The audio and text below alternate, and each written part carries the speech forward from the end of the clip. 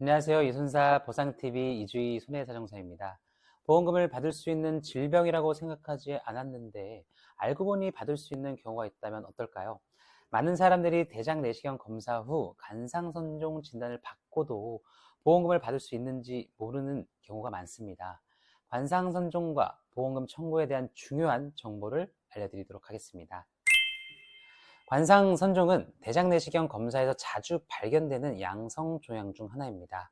대부분의 경우 양성으로 분류되지만 관상선종도 등급이 나뉘어 있는데요. 특히 고등급 이형성증, 하이그레이드 디스플라지아가 포함된 경우에는 보험금 청구의 핵심 요소가 될 수 있습니다. 고등급 이형성증은 정상세포와 비교했을 때 비정상적인 세포 증식이 뚜렷하게 나타나는 단계로 적절한 치료를 받지 않으면 암으로 진행될 가능성이 있습니다.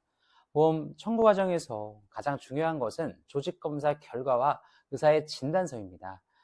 많은 의사들이 관상선종을 대장의 양성 신생물 D12.6 코드로 기재하는데 이 코드가 양성 종양을 의미하기 때문에 보험사에서는 제자리암 보상 기준을 적용하지 않는 경우가 많습니다.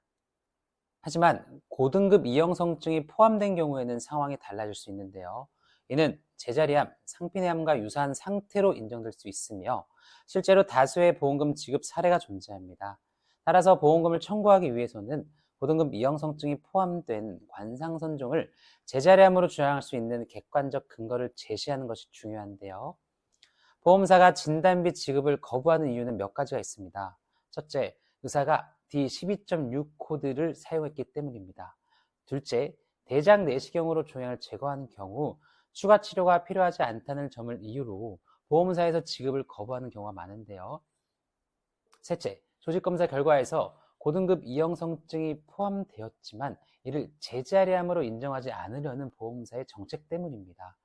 보험사는 보험금 지급을 최소화하기 위해 가능한 많은 질병을 양성 종양으로 분류하기 때문에 환자는 이를 꼼꼼히 검토하고 대응할 필요성이 있습니다.